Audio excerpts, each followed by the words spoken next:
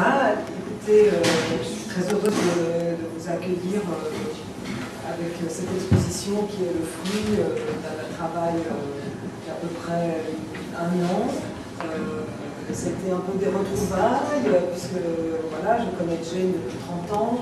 La céramique, c'était mes études au départ, qui m'ont emmené vers l'Angleterre, dans un Erasmus avec Jane, et puis ensuite aux États-Unis.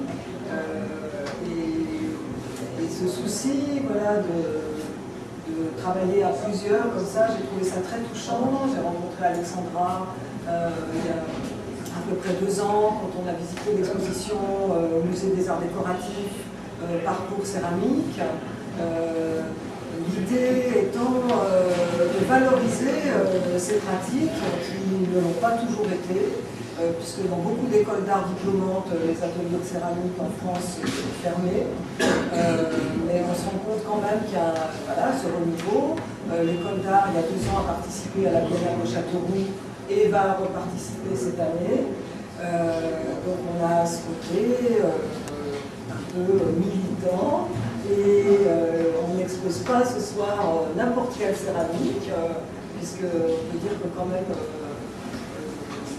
on est deux céramiques, et puis aussi Florence qui travaille plutôt le papier, et on est plutôt là vers la sculpture, hein, et on est dans l'expérimentation avec la matière, dans ce qu'elle peut nous donner par rapport à des gestes, par rapport au séchage, par rapport à la cuisson, à des pratiques, à des techniques qu'on ne va pas forcément complètement maîtriser. Il y a une partie comme ça de hasard, de fortuit qui vient intervenir, et ça c'est souvent ce qu'aiment les artistes. Il y a cet amour de la nature, ça c'est évident.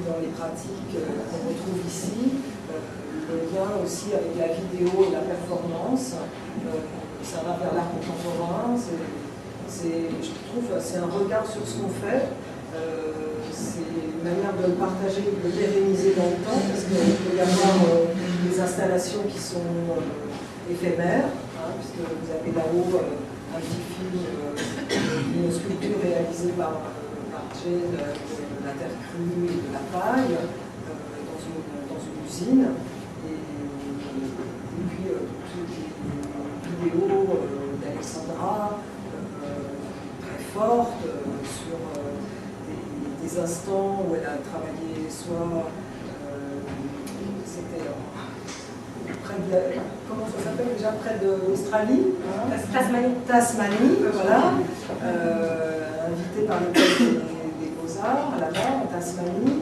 et puis également sur une plage de Hollande où on retrouve de l'argile et où ton travail est extrêmement gestuel, et on est presque même du land art quelque part, hein.